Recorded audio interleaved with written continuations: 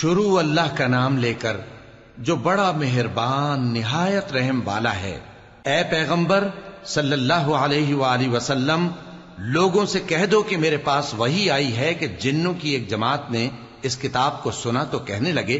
کہ ہم نے ایک عجیب قرآن سنا جو بھلائی کا رستہ بتاتا ہے، سو ہم اس پر ایمان لے آئے،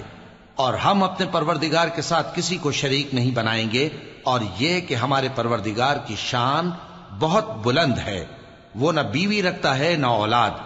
اور یہ کہ ہم میں سے کوئی بے وقوف اللہ کے بارے میں جھوٹ گھڑتا ہے، اور ہمارا یہ خیال تھا کہ انسان اور جن اللہ کی نسبت جھوٹ نہیں بولیں گے،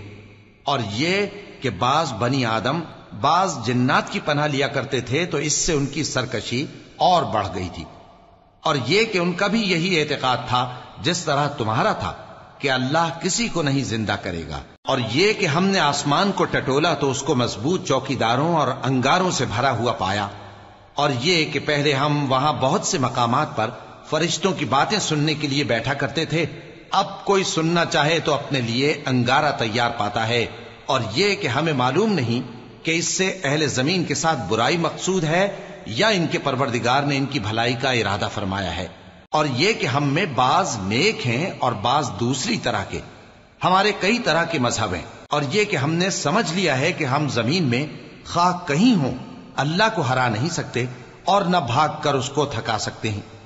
اور جب ہم نے ہدایت کی کتاب سنی اس پر ایمان لے آئے، سو جو شخص اپنے پروردگار پر ایمان لاتا ہے تو اس کو نہ نقصان کا خوف ہے نہ کسی طرح کے ظلم کا، اور یہ کہ ہم میں بعض فرما بردار ہیں اور بعض نافرمان ہیں، تو جو فرما بردار ہوئے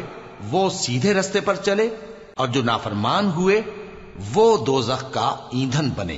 اور اے پیغمبر صلی اللہ علیہ وآلہ وسلم، یہ بھی ان سے کہہ دو کہ اگر یہ لوگ سیدھے رستے پر رہتے تو ہم ان کے پینے کو بہت سا پانی دیتے تاکہ اس سے ان کی آزمائش کریں، اور جو شخص اپنے پروردگار کی یاد سے منہ پھیرے گا وہ اس کو سخت عذاب میں داخل کرے گا، اور یہ کہ مسجدیں خاص اللہ کی ہیں تو اللہ کے ساتھ کسی اور کی عبادت نہ کرو، اور جب اللہ کے بندے یعنی یہ پیغمبر صلی اللہ علیہ وآلہ وسلم اس کی عبادت کو کھڑے ہوئے تو کافر ان کے گرد ہجوم کر لینے کو تھے۔ اے نبی صلی اللہ علیہ وآلہ وسلم، کہہ دو کہ میں تو اپنے پروردگار ہی کی عبادت کرتا ہوں اور کسی کو اس کا شریک نہیں بناتا، یہ بھی کہہ دو کہ میں تمہارے لیے نہ کسی نقصان کا اور نہ نفع کا کچھ اختیار رکھتا ہوں، یہ بھی کہہ دو کہ اللہ کے عذاب سے مجھے کوئی پناہ نہیں دے سکتا اور میں اس کے سوا کوئی جائے پناہ نہیں پاؤں گا، ہاں اللہ کی طرف سے احکام کا اور اس کے پیغاموں کا پہنچا دینا ہی میرے ذمہ ہے، اور جو شخص اللہ اور اس کے پیغمبر کی نافرمانی کرے گا تو ایسوں کے لیے جہنم کی آگ ہے،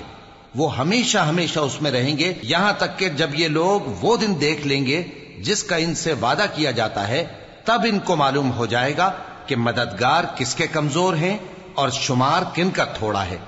کہہ دو کہ جس دن کا تم سے وعدہ کیا جاتا ہے میں نہیں جانتا کہ وہ عنقریب آنے والا ہے یا میرے پروردگار نے اس کی مدت دراز کر دی ہے،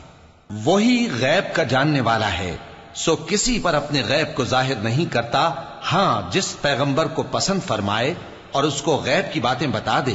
تو اس کے آگے اور پیچھے نگہبان مقرر کر دیتا ہے تاکہ معلوم فرمائے کہ انہوں نے اپنے پروردگار کے پیغام پہنچا دیے ہیں،